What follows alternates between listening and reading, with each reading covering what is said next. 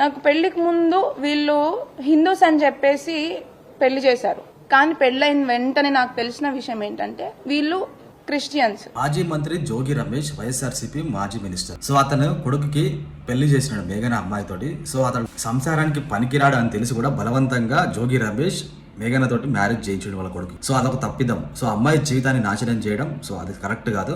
అమ్మాయికి మ్యారేజ్ కి ముందు హిందువులు అని చెప్పి నమ్మించారంట. అసలు వాళ్ళు క్రిస్టియన్స్ అంట వాళ్ళ ఫ్యామిలీ అంతా. పెళ్ళైన తర్వాత ఇంట్లో పూజ చేసిన అగరబత్తి వెలిగిస్తే శవం వాసన వచ్చిందని చెప్పి వేధిస్తా ఉన్నారంట. సో దేవుడికి ప్రసాదం పెడితే ఆ ప్రసాదాన్ని కూడా దేవుడు వచ్చి తింటాడా అని చెప్పి ఎగతాళిగా మాట్లాడారంట. సో హిందూ పూజలు హిందూ దేవులను గౌరవిస్తూ ఉంటే వాళ్ళ ఫ్యామిలీ అసభ్యకరంగా మాట్లాడిందంట, వేధించిందంట. సో ఇది చాలా తప్పిదం. సో మేఘనని మోసం చేయడమే కాకుండా మళ్ళీ హిందువులని చెప్పి మోసం చేయడం, ఈ రెండు రకాలుగా మోసం చేయడం, ఒక అమ్మాయి జీవితం మీద ఆట ఆడుకోవడం కరెక్ట్ కాదు.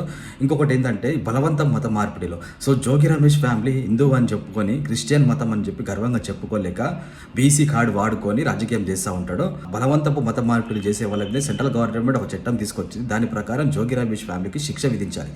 ఎఫ్సిఆర్ఏ అనే ఒక బిల్లు తీసుకొచ్చారు. ఇంకోటి ఏంటంటే ఒక సైడ్ ముస్లింలు లవ్ జిహాద్ పేరుతో హిందూ అమ్మాయిలను మోసం చేయడం, ఇంకొక రకంగా క్రిస్టియన్స్ వచ్చేసి బలవంతం మత మార్పిడి చేయడం, ఇంటింటికి ప్రచారం చేయడం.